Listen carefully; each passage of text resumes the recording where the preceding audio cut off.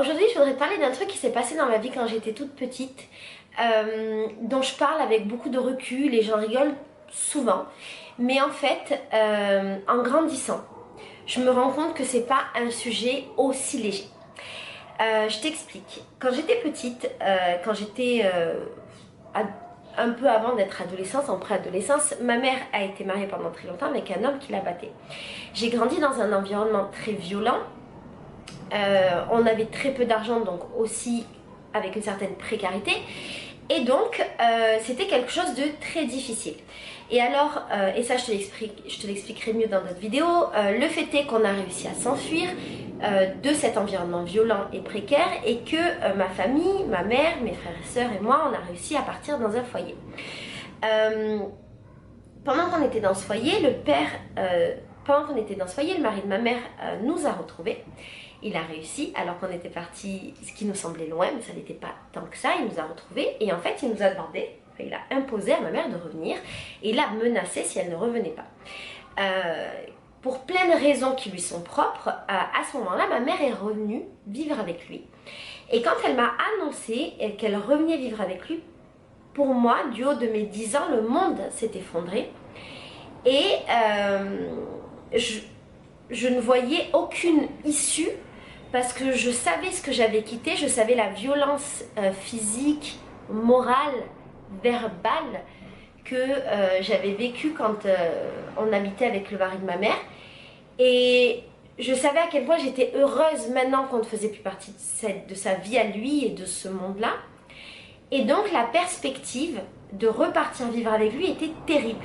Et je me souviens du sentiment fort que j'avais, à savoir qu'il n'y avait pas d'issue, que c'était pas possible, que c'était inconcevable et que j'allais pas le supporter et que j'allais pas être capable de survivre à ça. Je voulais pas partir et je comprenais pas pourquoi ma mère, cette adulte, avait réussi à nous sortir de là et comment elle pouvait nous renvoyer là-bas. C'était au-delà de ma compréhension d'enfant. Bien entendu, maintenant que je suis grande, je comprends les tenants, les aboutissants, mais à l'époque je les comprenais pas. Et alors à l'époque, j'ai fait ce qui, pour moi, me semblait la dernière issue, après avoir beaucoup pleuré, après avoir crié, après avoir supplié, après avoir réclamé. J'ai fait ce qui, je le dis en souriant parce que le mot est fort mais l'action elle est beaucoup moins. J'ai essayé de mourir du haut de mes 10 ans. Et alors, je vais t'expliquer pourquoi c'est à la fois très léger mais à la fois ça a du sens. En fait, j'étais à l'époque au premier étage dans ma chambre et on avait des lits superposés. Ma mère était en bas. Elle était dans le salon. Et en fait, à un moment donné, elle a entendu retentir des booms très forts. Boum, boum, boum. Et ça pendant quelques minutes. Et elle s'est demandé ce que c'était, mais elle s'est dit qu'on était en train de jouer. Et en réalité, ce qui se passait, c'est que j'avais décidé que je voulais mourir. Je voulais me suicider du haut de mes 10 ans.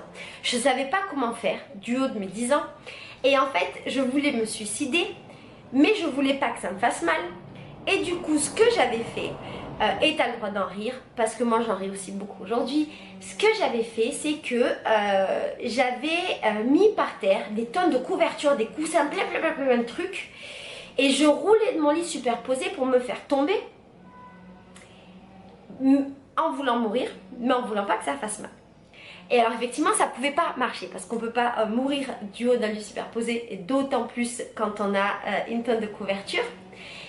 Et en fait, je me souviens qu'on en a beaucoup ri, en tout cas ma mère en a beaucoup ri quand ça s'est passé, il me semble. Moi j'en ai beaucoup ri après, je raconte souvent cette histoire comme quoi j'étais super gogole et que j'ai voulu me suicider à 10 ans en roulant du haut de mon lit superposé sur des tonnes de couverture. Mais en vrai, je me rends compte que c'était pas rien et que symboliquement c'était quand même très fort. Et tu vois, j'ai jamais eu, je sais pas trop pourquoi je te parle de ça, la vérité, il n'y a pas de morale dans mon histoire. J'ai aucune fin, aucune chute à cette histoire, ok? Cette histoire va pas être longue, j'ai pas de chute, mais je veux la partager avec toi. J'étais dans un état désespéré, réellement, et je voyais pas d'issue. Et je trouvais ça terrible.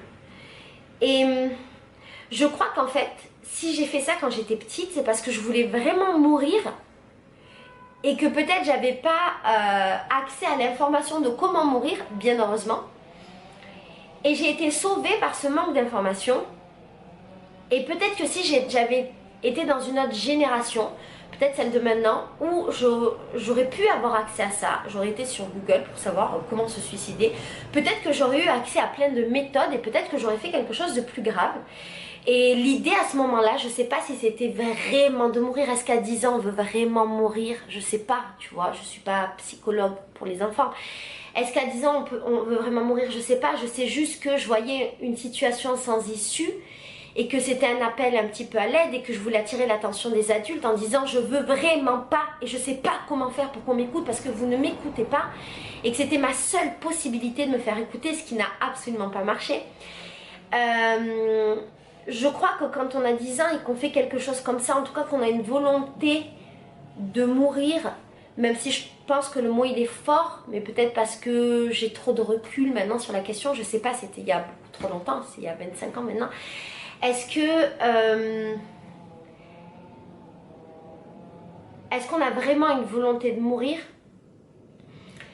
Est-ce que si j'avais eu accès à l'information, je l'aurais vraiment fait ou pas?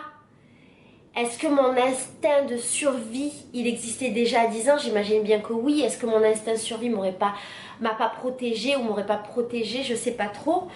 Le fait est que à ce moment-là, j'étais désespérée. Et alors, je suis pas du tout une personne dépressive, avec des idées suicidaires, avec des idées noires, des choses comme ça. Je ne l'ai jamais été, et quand j'étais préadolescente, enfant ou adolescente, je l'étais absolument pas. Il n'y a rien eu après, voilà, j'ai essayé de mourir en sautant de mon lit superposé, ça n'a pas marché, je suis passée à autre chose. Je crois qu'après j'ai dû accepter la situation. Donc c'était pas un mal-être qui était exprimé, c'était plutôt un appel au secours et un moyen d'enfant de faire cet appel. Et alors, qu'est-ce que je pourrais dire pour conclure cette vidéo, si je peux me permettre de partager cette expérience? Je crois que c'est important de faire attention à ses enfants. Je ne suis pas une maman, d'accord? Je ne suis pas une maman, mais je suis une grande sœur et j'ai été une enfant un jour. Je crois que c'est important d'entendre les appels à l'aide des enfants. Je crois que parfois ils peuvent être maladroits, comme le mien a été maladroit. Je crois qu'il faut repérer les premiers signes. Alors comme je ne suis pas une maman, je ne me rends pas bien compte de comment on repère les premiers signes, mais j'imagine qu'il faut essayer d'être attentif au maximum à son enfant, faire du mieux qu'on peut. Je crois qu'il faut essayer beaucoup de parler, d'expliquer aux enfants. Il me semble que ma mère après m'avait expliqué et que c'est peut-être pour ça qu'après j'avais accepté, mais sur le coup c'était beaucoup trop dur à encaisser pour moi en tant qu'enfant. Je crois peut-être qu'il faut protéger les enfants de ce qui pourrait être dur à encaisser pour eux, ou peut-être de les protéger de situations qu'ils ne pourraient pas supporter de vivre. Je crois qu'on est dans une génération où malheureusement les enfants ont accès à beaucoup trop d'informations, et notamment des informations qui peuvent leur donner des idées qu'ils ne maîtrisent pas. Par exemple, un enfant qui verrait comment on peut se suicider, par exemple, on lui dirait t'avales des cachets, bon, il le ferait sans comprendre vraiment la portée de ses actes. Et peut-être qu'il y a plein d'enfants qui se sont suicidés parce que ils ont fait quelque chose sans vraiment en avoir l'intention, vraiment, comme quand un adulte veut vraiment mourir. Je sais pas, c'est des suppositions, encore une fois, je sais pas trop. En tout cas, je pense que c'est important d'écouter le mal-être des enfants, de le prendre en compte et d'essayer d'y remédier, parce que les enfants n'ont pas toutes les armes eux-mêmes pour se protéger et pour ne pas se faire du mal. Voilà, ce serait peut-être la conclusion de cette vidéo et de cette petite histoire que je voulais partager avec toi. Si jamais c'est quelque chose que tu connais, si jamais tu as été confronté enfant, ou si tu connais un enfant qui a été confronté, si tu as des solutions pour aider les enfants, pour entendre les signes, n'hésite pas à les partager avec nous dans les commentaires, ça me ferait vraiment plaisir. Je ne sais pas trop si cette vidéo a un sens, un intérêt, si elle peut apporter quelque chose, mais en tout cas, j'ai la sensation qu'il est bon d'ouvrir ce débat-là, voilà, du mal-être de l'enfant. Moi je pense pas avoir toutes les clés pour pouvoir l'ouvrir parce que j'ai pas l'expérience nécessaire, mais en tout cas si dans les commentaires vous pouviez le faire, et ben ce serait vachement chouette.